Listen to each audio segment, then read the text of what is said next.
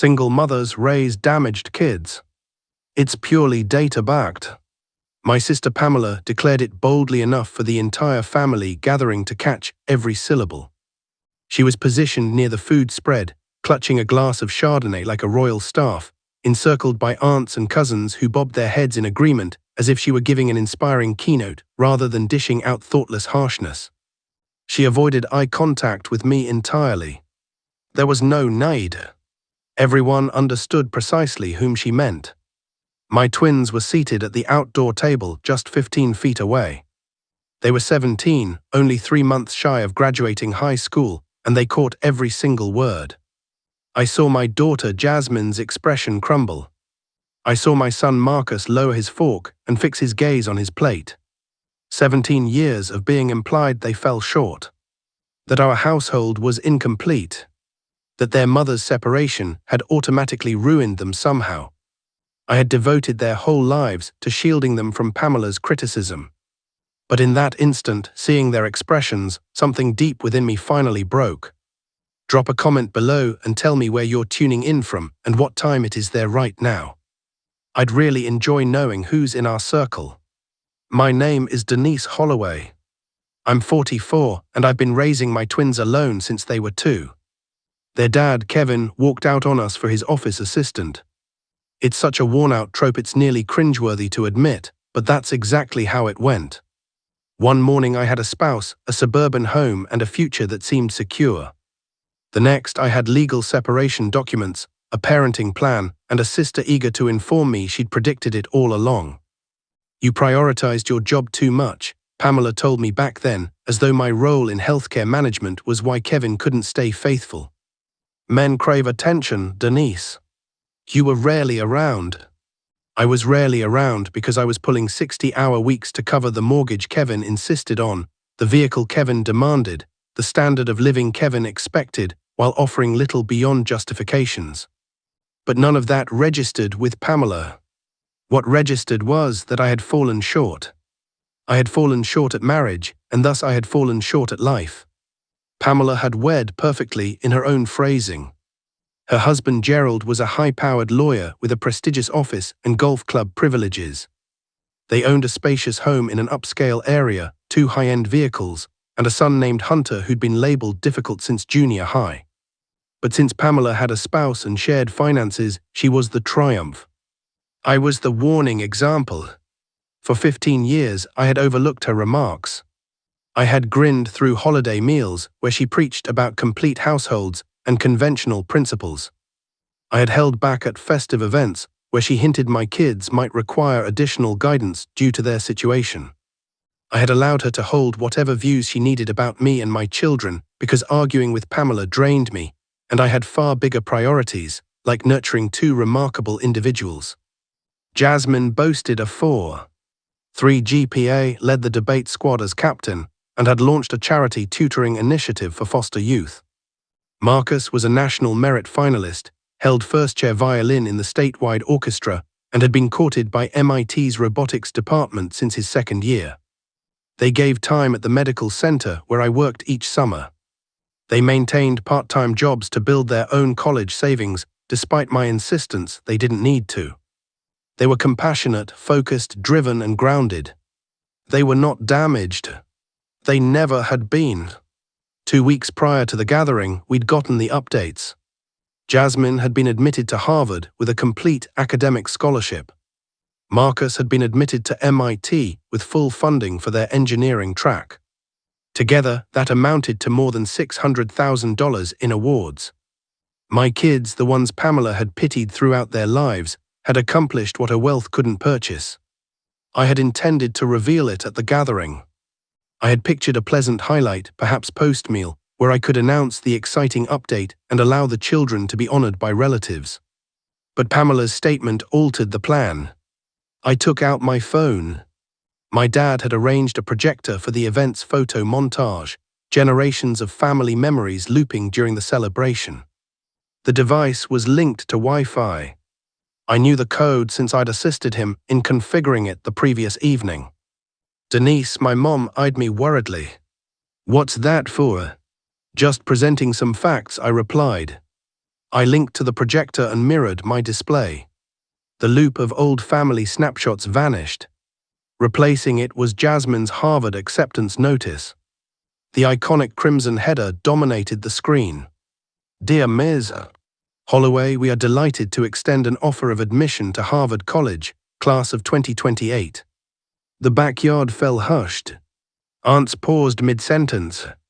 Cousins glanced up from their screens. My father placed his beverage aside. I moved to the next slide. Marcus's MIT acceptance. Dear Mr. Holloway, the review committee has finalized its evaluation and decided to grant you admission to the MIT class of 2028. Murmurs of surprise. Real, audible reactions from relatives who'd spent years giving my kids sympathetic glances and diminished hopes. I advanced again. The funding confirmations. Complete coverage for Jasmine.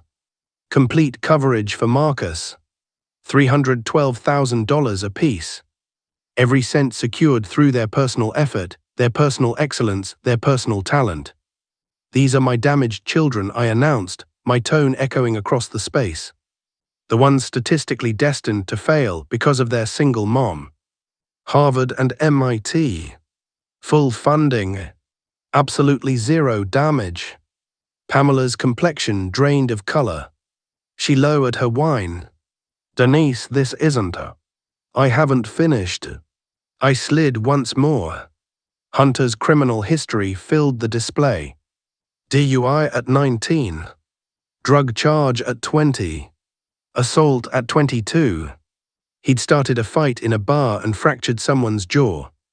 Breach of probation. Additional DUI. The booking photos. The hearing dates.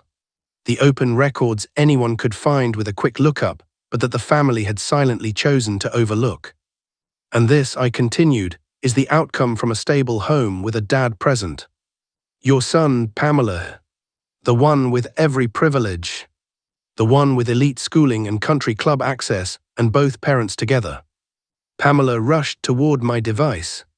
She genuinely rushed, toppling a chair while hurrying over the grass. Shut it down. Shut it down immediately. My father rose quickly. Denise, stop it.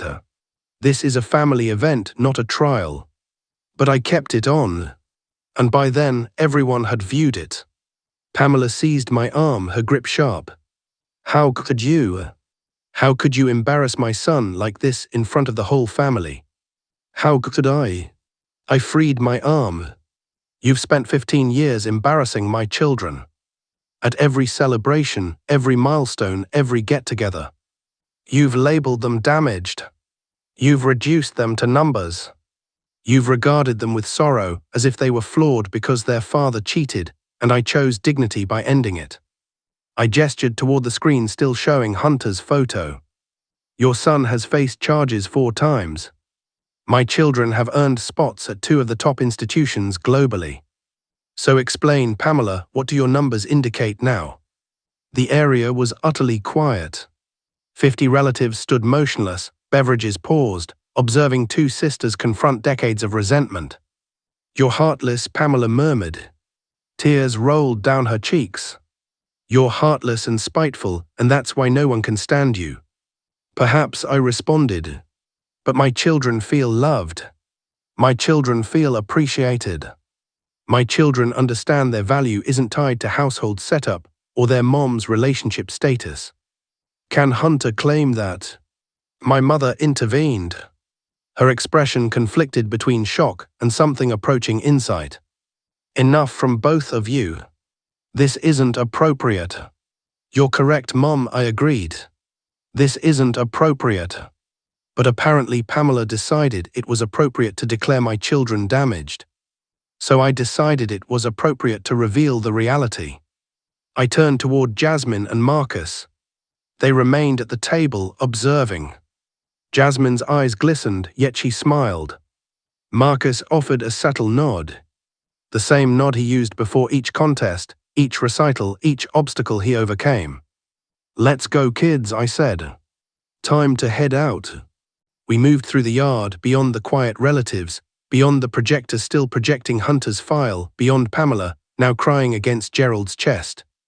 We entered the vehicle and departed my parents' property, the gathering, and 15 years of swallowing my words. Halfway home, Jasmine broke the silence from the rear. "Mom, yes, sweetheart. That was the most epic takedown I've witnessed." Marcus chuckled. Then Jasmine chuckled.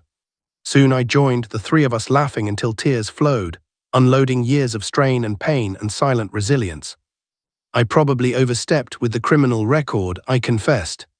"No," Marcus replied. "You absolutely needed to. She's labeled us damaged our entire lives. She had to witness real damage." "You're not damaged," I stated firmly. "You never were. Not once." "We know, Mom," Jasmine said gently. "You ensured we knew." The aftermath was substantial. Pamela ignored me for half a year. My parents attempted to bridge the gap, but I explained I owed no remorse. A few cousins messaged saying I'd crossed a line. Others messaged saying they'd longed for someone to challenge Pamela finally. Hunter, I learned, entered treatment after the event. Gerald covered a discreet center in Arizona. He's maintained sobriety for 8 months. I genuinely hope it lasts. Regardless of it all, he's my nephew, and I wish him no ill. I simply wish his mother had concentrated on supporting him rather than critiquing me. Pamela eventually contacted me. It wasn't a direct apology. Pamela avoids apologies, but it was a recognition. She admitted she'd been channeling her own anxieties onto my kids. She said Hunter's issues had driven her to cling to the idea that family setup outweighed everything, because if setup was key, she couldn't be faulted for his shortcomings. I actually got that. Fear turns people unkind. Fear leads them to blame others to avoid self-reflection. Pamela had attacked my household for 15 years because she dreaded facing her own. I told her I forgave her. I meant it. Clinging to resentment wears you down, and I had greater focuses, like seeing my daughter settle into her Harvard residence last fall, like assisting my son organize his robotics workspace at MIT, like attending parents' weekend events, amid other families, confident that mine was full and strong and intact no matter what society claimed about us. I'm lounging on my sofa now, in the modest home I purchased myself post-divorce. The walls display photos of my children, first school days, project wins, debate awards, graduation moments with caps soaring. Each image is proof. Proof that single mothers don't produce damaged children. Single mothers produce children.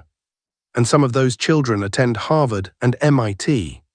Setup doesn't define a family. Love does. Commitment does. Appearing consistently and performing the tough task of shaping good people. That's what defines a family. Pamela had the setup. I had the love. The data tells the story. If you've ever been undervalued due to your situation, tap like and pass this along. And keep in mind, those criticizing you now might seek your wisdom later. Like, subscribe, and smash that bell before it smashes you. Stay with Reddit Tales Times for chilling twists, haunting tales, and daily doses of the disturbing. You've been warned.